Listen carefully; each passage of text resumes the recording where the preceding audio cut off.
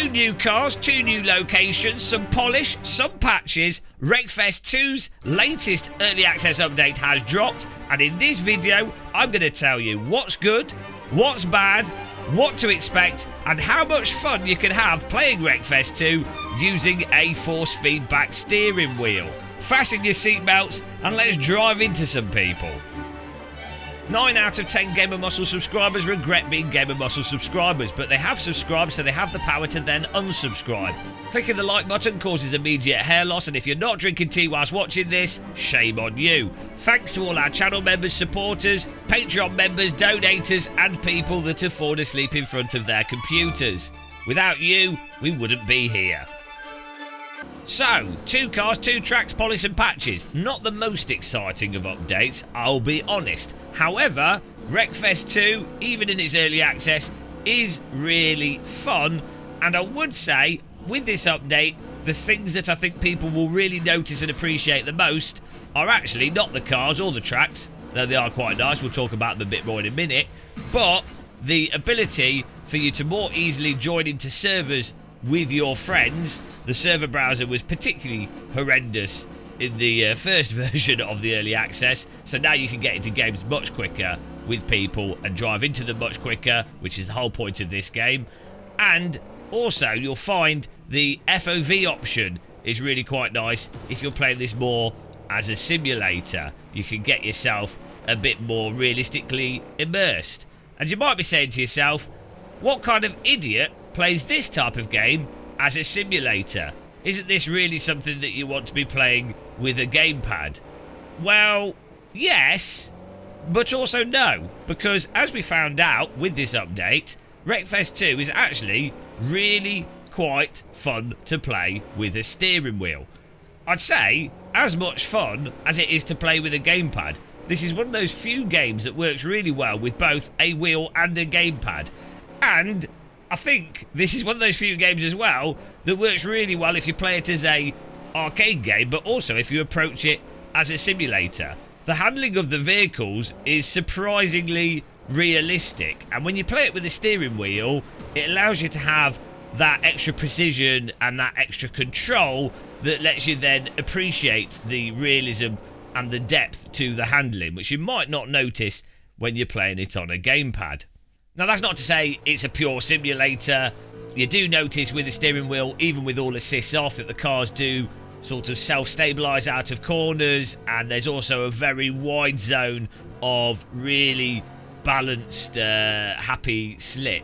But it's all done in a way where you have really nice fine control using the throttle, and you really do benefit from modulating the throttle and holding angles and applying real-world driving techniques and sim racing techniques that you would use in games like the original Assetto Corsa, Live for Speed, iRacing, all the simulators. You can apply those fundamental driving techniques to this, so it's really engaging and fun, even if it's still a little bit simplistic. But then that simplistic nature is made up for with the complexity of cars ramming you in the backside every single race. And I think they've done a really good balance with this. Now, in terms of the force feedback, we were testing this with the Moser R12. There was a bit of an issue setting up the wheel with this. You do have to set it up in a specific way in terms of how you bind it. I'll do a separate video on that for those of you having trouble binding it. But we did get the Moser R12, the M-Booster pedal, and some housing valve pedals working, so this all works with multiple devices and everything. But in terms of the force feedback, at the moment, it's really quite bland force feedback. It's really quite basic, strong, self-aligning force. There's not much subtlety to it. You can kind of feel the tyres gripping a bit more and losing grip a little bit, but it's just not that detailed. It could also really do with a bit more sort of rumble detail for the different texture surfaces, and it could also do with some more feel for what the suspension's doing. It definitely feels very minimal on the force feedback scale of things, so it's not, the force feedback in this is not going to blow you away, and I definitely think they could do a lot to the force feedback. However, on a functional side of things, you can generally feel what the car's doing. You can let go of the wheel, let the car correct itself, and you can drive it quite naturally. So as a base level, it's perfectly adequate, but we're sort of, I'm actually getting bizarre Sega Rally, original Sega Rally 90s arcade vibe feels from how this actually drives in its force feedback. But be aware of that. It's obviously early stages with the force feedback and the general wheel support. Now, as I said, they've added FOV adjustments, so you can dial it down and get things lining up, which makes it feel much more like a simulator to play. And also, really nicely, the steering wheel in the cockpit lines up with your real-world steering wheel perfectly, which was a problem in the original Wreckfest, but not a problem in this. And again, it seems like the developers of this are trying to actually make this more simulatory, or more realistic in many ways to play, which is odd, because it wasn't really needed. I really enjoyed the first Wreckfest, but I think for those of you that like more realistic driving games, you will really enjoy this. And I think those of you that still just want to play a pure arcade racer, this is still really accessible, really controllable, and I think it's win-win for everybody. This is truly one of those rare titles where I don't think anybody would be upset with how this handles and the direction the developers taken it. Now, in terms of the new cars, another really nice thing about this Wreckfest 2 is that the cars actually all drive quite different from each other and require different techniques to get the most out of them. So again, that's probably another benefit of this having more depth and in some ways more realism. I don't want to go too in depth into the physics and handling of the different vehicles, because I think that'll be better in another video. We could go from car to car. That'd be quite fun, because they truly are quite different to drive. But both of the new cars drive totally fine. They're really quite stable, really fun cars to drive. Really nice to get the cars set up into slides, use the braking to get the cars to rotate, and use the throttle to power them through the corners. Both the new cars are standard sort of road cars in this Destruction Derby type setting. It would have been nice to have a more crazy vehicle thrown in there, because we only have really standard vehicles now. It'd be nice for them to sneak in a combine harvester or a lawnmower or something just completely ridiculous, because I really want to see what that kind of thing is like in this. The lawnmower, for example, in the original Wreckfest was really fun, but particularly difficult to drive and really highlighted because of its really short wheelbase. The shortcomings of the physics simulator, or the things that could maybe be different in Wreckfest 2 compared to Wreckfest 1. So I really want to see like a go-karty or short wheelbase car and then see what that handles like. But both the new cars, perfectly fun to drive, really nice audio. Everything is really quite nice and polished with this and what they put into it. And I think that is a lesson that other developers could maybe learn when it comes to early access. Sometimes less is more. Bit of gameplay to do, in this case multiplayer. You can play with your friends, there's something to do, but there's not many cars, there's not many tracks.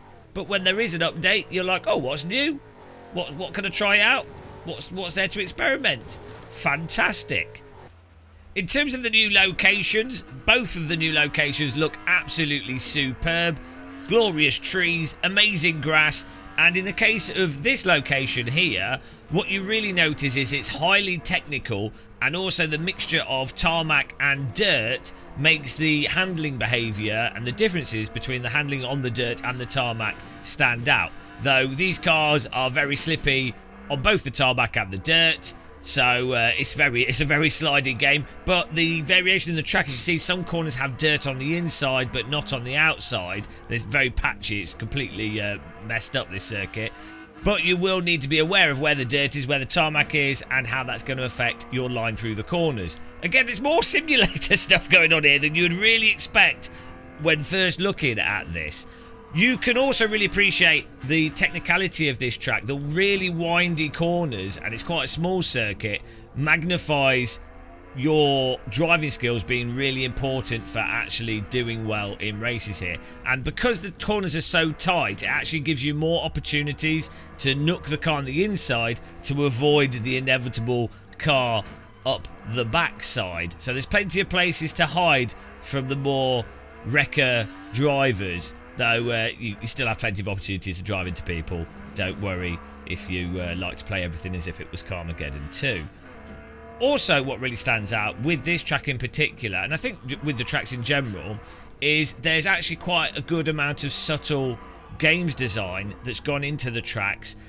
in terms of making it so the tracks aren't frustrating. So where you've got berms and bits of soil at the side of the track, the cars don't tend to get snagged on it and just stop.